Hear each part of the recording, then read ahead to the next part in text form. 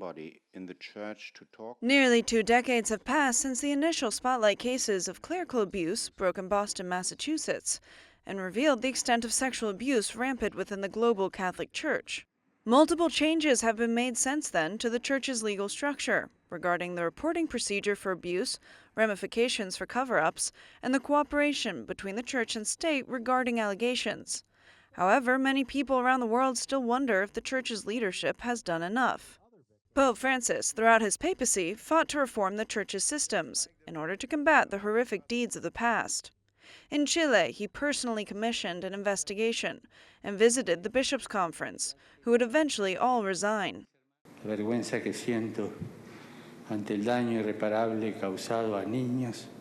Over the past 5 years, there have been several conferences, new institutions, and task forces created to prevent abuse and encourage safeguarding within the Church. We have made many steps, in some places at least, in terms of transparency, accountability, and compliance responsibility. We have made steps. We have, for example, a new law that for the first time spells out a system of co-responsibility, co-accountability of bishops when it comes to negligence in the duty of office, not in abuse, but in how bishops and provincials deal with allegations of abuse. However, even the new pope recognized recently that there is still much work to do within the Church.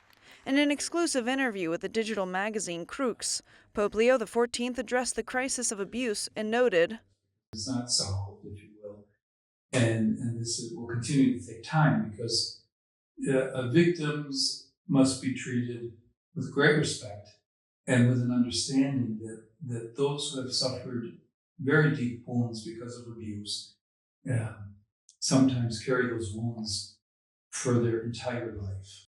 Alongside the reform of victim reporting and judicial processes, there is a more complicated change that has to take place. The director of the Institute of Anthropology at Rome's Gregorian University, Father Hans Zollner, dove into the issue of differing cultures and the vastness of the Church. I don't dare to say that the Church has kept its promise, because the Church is very diverse. If you look into the 112 bishops' conferences, the thousands and thousands of religious congregations and orders in the 220,000 Catholic schools, and so forth and so forth. So we are not a uniform body. There is a huge diversity also in the speed in how these things are put in place. While many steps have been taken, it seems that there is still much work to be done by various commissions, conferences, and institutions of the Church to ensure a safe and just community worldwide.